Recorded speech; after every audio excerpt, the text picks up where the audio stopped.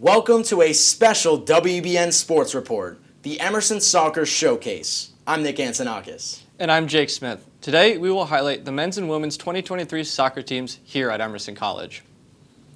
Let's begin with the men's team, who had a first-year coach leading the team following their NUMAC championship appearance last year. Liam McCursey, who served as an assistant coach before his promotion to head coach, caught up with WEBN's Emily Champagne. We're here at Broch Playground, the site of a heated match between the United States Coast Guard Academy and the Emerson Lions. We had an opportunity to talk with the head coach here at Emerson College about the Emerson Lions, his hopes for the future, and about star Thomas Polino. Liam McCursey, the Emerson Lions' prior assistant coach, takes a more prominent role in the coaching staff this year, joining the Lions for an impressive season as head coach. McCursey led the Lions to a record of 7-7-4, showing off a promising offense and a dynamic defense. On an unfortunate loss since the Lions out of playoff contention, McCursey reflects on the Lions' first win against Bates. Here's what he had to say about the win. Our first ever win. It's an SCAC program. Very comprehensive performance in that game. To win 1-0, to get a shutout, and really control the game. Soccer is a sport full of grit, determination, and teamwork. Throughout the season, the Lions became nationally ranked for the first time. McCursey shared his thoughts about the atmosphere at practices and games. Very player-led because the majority of the year it's the players. So we try to emphasize that in training. We try to compete a lot in training, play a lot of games that are going to replicate what we do in game day. So lots of activities where guys are going to be attacking, defending, and functioning in transition. So we try to have it upbeat and positive. While the Lions have a stacked roster, one especially talented member of the squad is freshman Thomas Polino. From San Jose, California, this midfielder was a breakout star who helped the Lions soar to success. Throughout the season, Polino scored 7 goals and had 29 shots on goal. He was a dynamic team player, and Coach McCursey had this to say about Polino's career so far with the Lions. For him, his ability to score in that final moment really won us multiple games this year. I think his urgency and desire to play and play at a high level really pushed us on the field. We congratulate the Lions on a great season and cannot wait to see where they go next year. From WEBN Sports, I'm Emily Champagne. While the men's team didn't qualify for the playoffs, a pinnacle point of their season came with a matchup featuring a huge comeback. Let's head to the highlights of their game against the year against MIT. Starting off in the first half, Emerson College falls behind. A goal by Peter Novoa of MIT puts MIT up 1-0 early. Now, not too much later, towards the end of the first half, MIT extends their lead with a goal from Garrett Robinson, making the Lions put in quite a situation where they're going to need a big comeback in the second half. Now, for the second time in their game, we see here Ben Deeming gets a pass downfield. He scores, but it's called back for an offside. That was the second time of the day that the Emerson Lions had a goal called back against them. Now, later in the second half, Aiden Ferguson receives a cross, puts it in the back of the net. Emerson Lions within 1. Now, just a few minutes later, a cross into the middle, a shot fired and ricocheted to outside the box is netted by Thomas Polino. The Emerson Lions tying things up in electric fashion, 2-2. And the game would end with a tie, with the Emerson Lions defying odds and coming back to settle with a 2-2 tie. Coming up, I sit down with the captains of the women's team. And we take a look at the exciting fan atmosphere at Roch Field. We'll be right back. Welcome back to the Emerson Soccer Showcase. Jake sits down now with Gina Lukowski and Yoshiko Slater of the women's soccer team to discuss their experience as leaders of the Lions. Welcome to the WEBN Sports Special. I'm Jake Smith, and I am joined with 2 women from the women's soccer team. Thank you guys for joining me, Gina and Yoshiko. You guys kind of started 0-5. How did you guys handle the setbacks, and what advice did you guys give to the team to kind of regroup and go from there? I think it was really just a switch in mentality. after we had lost the first 5 games, we kind of had to sit down in the locker room to talk about like things that were going wrong and how to fix it. And I think it was more of just our attitudes going into the game and also going into practices that needed to change. And then another big thing I think was communication, just amongst the team off the field and especially on the field, just having somewhat of like a leading or vocal voice that could help. So even though we did lose those games, it really was to prepare us for conference play. So that was also the mindset of not getting so hard on ourselves for losing those games, but just seeing that as an opportunity to grow and prepare for the ones that truly do matter to us. And our coach purposely made our non-conference games really difficult, like the difficulty ranking of it compared to other teams throughout the country, so we could fail, not necessarily fail, but compete against tougher teams. That way, once we head into conference, we're at that level. So you mentioned communication. Yeah. How did you guys kind of hash that out with the communication on the field? I think it was just trying to find or have people step a little bit more out of their comfort zone to either call for the ball, say when there's a man on, tell people when to turn, maybe when to shoot. Just trying to direct people that way. It's more clear and concise of what you're doing on the field, and you have a better idea of where everyone's at.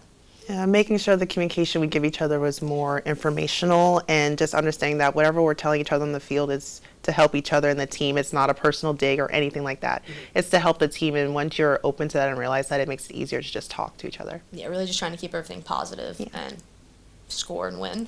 Yeah. Yeah. Gotcha. So Gina, you're a senior. Yosh, you're a junior. So what has been your most memorable moment at Emerson so far? I think it's definitely winning the new map. Yeah. Of course. Yeah. So that would be number one, definitely. But we were also talking the Wheaton game that was in the quarterfinals of that year. Easily one of the most memorable games that we've ever played in. Do you want to explain?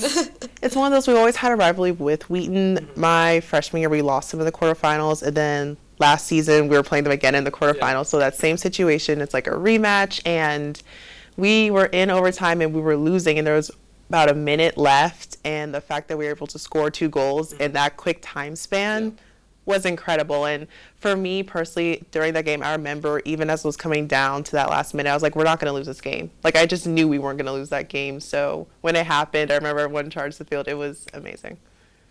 Now, is there any kind of personal accolades that you guys kind of think are special?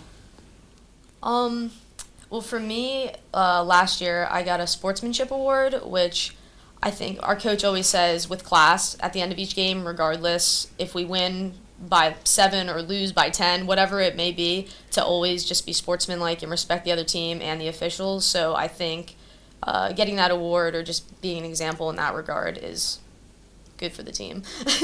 Definitely. I think for me last season, winning Defensive Player of the Year, that was big for me. And then this season I got recognized with conference first team, and that meant a lot to me this year because I transitioned to midfield, and that was new for me. So that made that one really special to me. Gotcha. So now you guys have some team camaraderie, I've seen, with some songs in the locker room. How do you guys build that team camaraderie among the team? It really all starts with like in the off season, like over summer and stuff, just trying to build those bonds. I mean, it's hard when we're all across the country, but coming into preseason, we do team bonding stuff all the time. We're best friends on the field and off the field, so on the weekends we hang out, we have movie nights, all those sorts of things. So that team culture, I think, also really translates to our play, because when we're friends off the field, that friendship and that chemistry is going to translate to on the field. Yeah, I completely agree. And we help each other even when it comes to academics, personal life, anything. And I think knowing you have someone like that on the field with you, it makes you comfortable to trust them and to have confidence in them, and knowing that they have confidence in you, it makes it easier to play and just have fun with each other. I think that was the first thing we always wanted, was to have fun when we play, and I think people realize that we play with joy. Gotcha, yeah. So what advice would you guys give to the future Lions that are either prospective or kind of coming in as a freshman? Well, kind of what Yosh just said, play with joy. Like, something that I've realized playing at Emerson is that, well, one time goes by really quickly, so don't take it for granted. That's a cliche, though, but, like, I think about the reason I play this sport, and it's really just a sport to have some fun and play with some friends, you know what I mean? So I feel like that can get so lost and you can get caught up in the moment, you know, like you said, we were 0-5 at the beginning of the season. We could have easily just given up right there and been like, oh, this isn't fun, we'll just let it ride out the rest of the season. But I just think for anyone coming in, just to remember that it's just a game, you're supposed to have fun with your friends and just enjoy it while it lasts. Yeah, sorry. I think coming here too, this team made me fall back in love with soccer. So I feel like any future Lion, if you were looking for a team that not only is competitive and takes the sport seriously, but really wants you to love the game and learn and grow and play with love, you should come here. That's really what Lion soccer.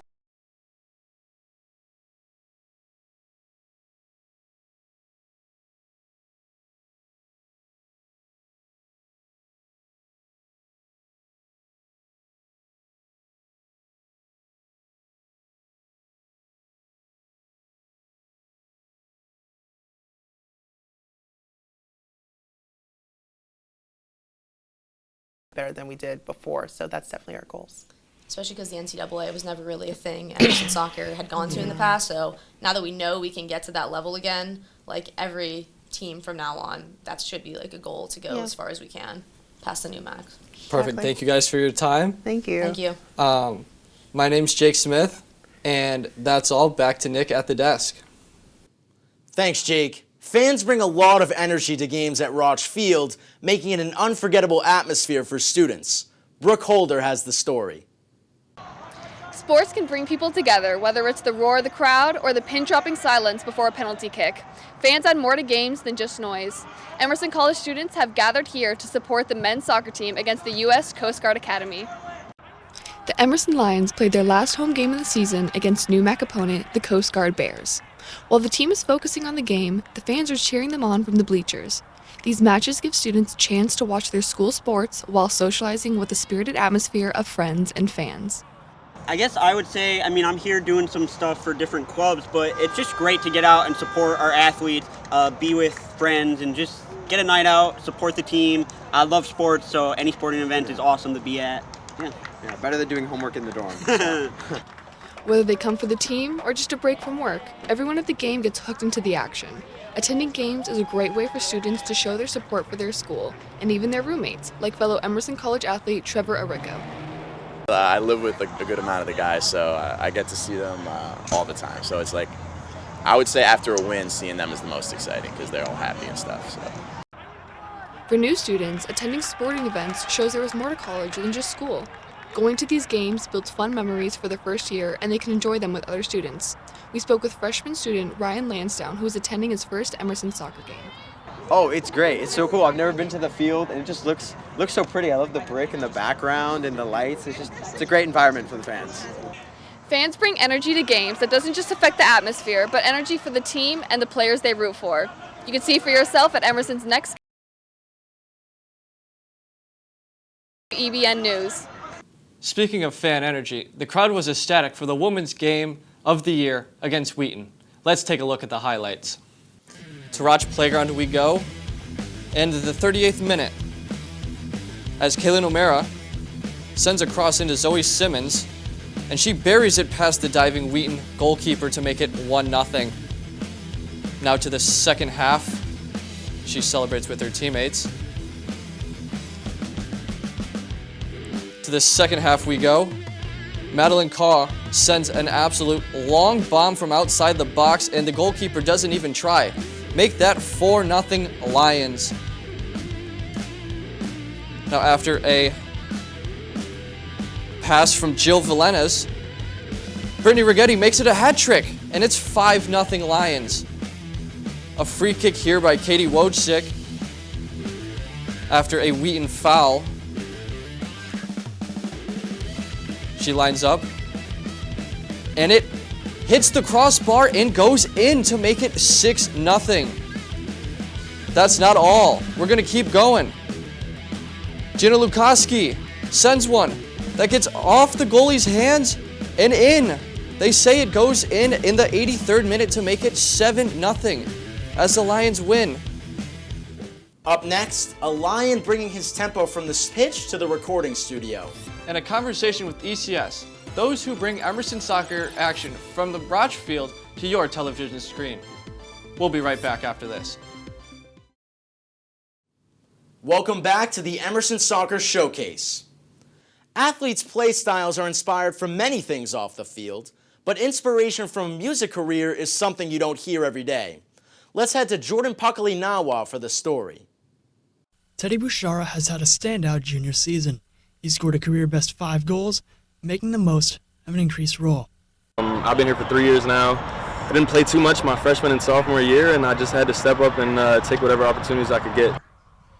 Now a cross into the box, a header on target, and a goal! It's 1-0! Emerson strikes first with their first shot on goal. Bouchara has also made an impact on the newest members of the Emerson soccer family, including first-year forward Luke Maxwell. He's definitely been someone that I've been able to play off of. I'll see what he's doing because he's been here. This is his 3rd year, so I'll see what he's doing and then kind of replicate my movements or move off of him based on what he's doing, positionally speaking, and then just practice stuff like that. Just seeing the way he approaches it, just coming every day, working hard, stuff like that. Bouchara has a career-best 5 goals this season. Now he's aiming for more in the music game. Bouchara goes by the name 101YCFM, and he's garnered nearly 16,000 monthly listeners on Spotify. His journey started as a freshman in high school. A lot of people around me, making music, and I decided to give it a go, and we're here now. I've just been making music ever since, man. Especially coming to Emerson. It's a very creative school. I met a lot of other creatives, like my friend Tram on the team, Anthony Ramlakan. Bouchara's music has not only been the talk of the team, but also on TikTok, with his content reaching 35,000 followers and beyond. Getting late, know they sleeping on me, but I'm used to that. In a way, they don't even know how I feel to try. Bouchara says he's been inspired by R&B artists, including Jay Critch and J. Cole. He noted how sports and music have many parallels, and his style of music influences his play on the field. I think it's all about tempo. I think it's all about, staying calm. I think on the soccer field, I play with a very mellow tempo, and I think a lot of my music reflects that as well. Through it all, one thing is for sure.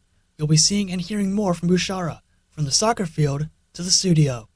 For WEBN Sports, I'm Jordan Pakalinawa. Head coach Phil Suvak reflects on this season as he talks with Ryan Nelson. The women's soccer season is coming to a close, and despite a crushing 3-0 loss to MIT on Saturday, the Lions have clinched the 3rd seed in the new MAC championship. But the players didn't make it there alone. Head coach David Suvak has been building this program for over a decade. We have grown not only in numbers, but also in quality of soccer. Since 2010, the program has really kind of been on a trajectory of being one of the best in New England, and it has taken time, but it's grown since the very beginning.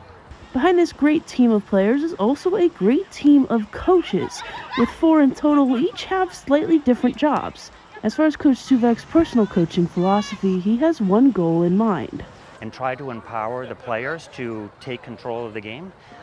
So what I'm trying to do is not be a yelling coach. I'm going to be more of a teacher coach and really try to empower young female athletes to be very good on the soccer field. This impressive season has left its mark on Coach Suvak, and while he's proud of his whole team, there were a few moments and players that stood out for him. Simone, she is a senior, very fast, very tricky little player to deal with, and she created many goal-scoring opportunities along the way.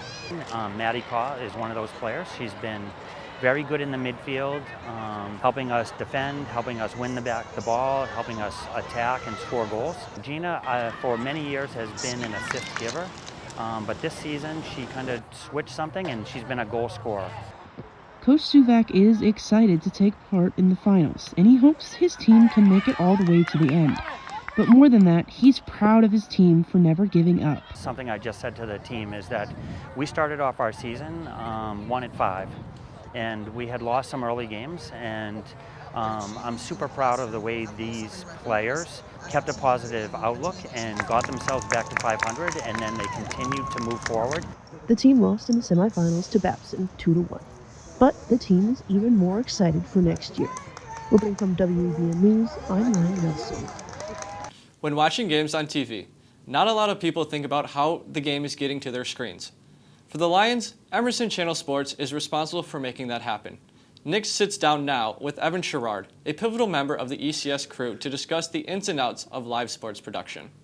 Evan, thank you so much for taking the time to talk to me. Thanks for having me, Nick. Well, let's start off, I guess, from the roots of your journey through ECS. How did you get involved? So my freshman year, second semester, I was super busy. And then, you know, I came here, I want to be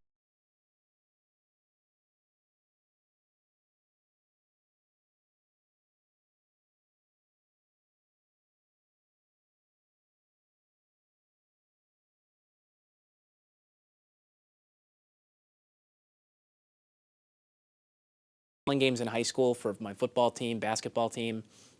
And then that was pretty much my lead into, okay, I like this, and I'm just going to keep doing it. So from there on, I just kept applying for pretty much every position they had available, and I just kept doing it. Now, Evan, you've had a lot of different experiences at ECS. Talk to me about the variety of things that you've done, both behind the scenes and on play-by-play. Yeah, so I'm pretty much there as many broadcasts as they have that I can be. So I'm always applying for whatever they have. So that got to a point where I was doing pretty much every game that they had, and sometimes we have problems with getting people to come out to do it. So because I was always there, it got to the point where, all right, here's this big soccer game. I love doing play-by-play. So I got put into the seat to do play-by-play for a playoff game, the first ever men's playoff game last year in soccer, where they played MIT, and that was the first soccer game I called, and it was the craziest game I've ever called. It went to the final minutes. MIT tied the match. Emerson was winning 2-1, and then from there, in extra time in the NUMAC, what they do is they have, like, you play 2 10-minute periods, so the first goal doesn't win. MIT scores, and it's like from nowhere, MIT's winning this game. So I'm losing my voice. It's going crazy at Rochfield. And then Emerson ties the match in the second period of overtime. So you're going in, there's a full 5 minutes of rest where they're like, God, we could lose this game. And then what ends up happening is they come, they score, and then it goes to penalty kicks. And what ends up happening is a graduate student for Emerson, Skylar Starks Ragsdale, scores the game-winning kick on a penalty kick, and what could be the last shot of his whole college career. Wow. And Emerson goes on to the final to play Babson, and everybody storms the field. All I remember saying is Bedlam at Rochfield, Bedlam in Boston, and then he hit the post, it stays out, Emerson on to Babson, and it was just wild. So that's got to be my most fond memory while at ECS. And out of all of the experiences you've had, like you said, a bunch of experience on air as well as behind the scenes, what's the experience been like kind of bouncing around and learning so many different aspects of the production? Well, the point that you made was I bounce around everywhere, and I do that on purpose because it's important for me as an up-and-coming broadcaster to be able to do everything, at least proficiently, so I'm marketable. But also I want to know all that stuff. I love broadcasting. So it's crazy because when the women played in the championship game last year against Clark, I was texted at the last minute, hey, can you come on and do some of the stuff on the computer? Well, I ended up producing the whole thing. We had a 4-person crew. One of our mics didn't work. So while you're broadcasting, it's kind of like, all right, I'm play-by-play. I'm not really doing anything besides making sure I'm calling a good game, checking all my stats, etc., and keeping a conversation going with the color guy. But from there, behind the scenes, all right, they can't do anything. We've got to make sure everything's running smoothly so our broadcast runs well. And there's always a problem. So from producing to doing replay, all right, if you're doing replay, kind of low energy, just got to make sure you got the replays cut up. But if you're technical directing, that's a whole different beast. I mean, you've got to be communicating with everybody in the back room. You've got to make sure that your broadcasters know it's all right, we're about to show this on the screen now. And that's all right, we're looking at this. So totally different ball game from the behind the scenes standpoint, but I'm really grateful to get that experience there. So yeah. And I guess out of all of these different positions that you've held, whether it's behind the scenes or in front of the camera at ECS, what was the most difficult to learn and how did you go about mastering it? Yeah, so I've done play-by-play for a while, and I follow sports pretty closely. So that part didn't come too difficult to learn, but I think the technical directing aspect, that's the scariest because it's all right, I'm controlling this control room. So, there's all these buttons on this panel. and you don't know what to press, turns out you're pressing like 5 buttons. So you just got to remember where those are. But communicating, it's high stress. I think in a cool way, but that is definitely the hardest thing to do, I think, to me in the room is just like, all right, I got to understand when I'm doing these things. You're responsible for when you're making the camera cuts. Like the camera people, they're wherever they are. All right, when is this shot good? And I'm cutting to that. So that was definitely the biggest thing to learn. It's like, okay, how do I not be too quick? How do I use the scroll well to just, or the wipe, to wipe into the shot well? And I was lucky enough to have Diana Barton in the room when we were doing that, so the head of Emerson Channel. But that was its own thing. It was very cool and, yeah, very difficult. And like you said, Evan, Emerson Channel Sports is always looking for volunteers. Yeah. If you were to pitch out there to any Emerson student that's interested in joining, what would your top thing be in trying to recruit them on board at ECS? Well, the biggest thing that we struggle with, everybody wants to come down and do commentary, and I did too, but I knew that. So what I decided to do is I came out and I applied for everything they offer, knowing that, hey, if I keep coming out, they're going to eventually give me preference at least one time where I can get to do exactly what I want to do. While I'm still getting this experience and helping myself in my professional career, I know how to use these cameras. I've seen this replay before, and I know how to use it. And I would say to those who don't like sports, this is professional grade equipment. It's not just like, oh, you know, here we are at Emerson College, it's Division III. No, this is the stuff that the professionals in the industry use. We have that equipment, and if you want to have a low stress, you know, come in and make mistakes, that's why we're here. That's why we do what we do, so that we can learn the equipment. A lot of jobs will ask like, all right, we need at least this amount of experience, and it's entry level. Where are you going to get that experience? You can get it at Emerson Channel Sports. And I wouldn't have that experience if I didn't do it there. So that's my biggest pitch. That's why you should come out and do it. And also, if you love sports, I mean, this is the broadcast. You don't have to really learn anything before you're on. We just throw you right in and you learn on the job. So that's what I've got. Evan, thank you so much for all this afternoon. Yeah, thanks for having me, Nick. Thanks, Nick. I know all the players, coaches, and families appreciate the work that ECS does for Emerson Athletics. And that's a wrap on the Emerson Soccer Showcase. I'm Jake Smith. And I'm Nick Antonakis. Thank you so much for watching, and go Lions. Thanks. Pleasure. Good job. That was really good. Yeah. Yeah. Hey, yeah.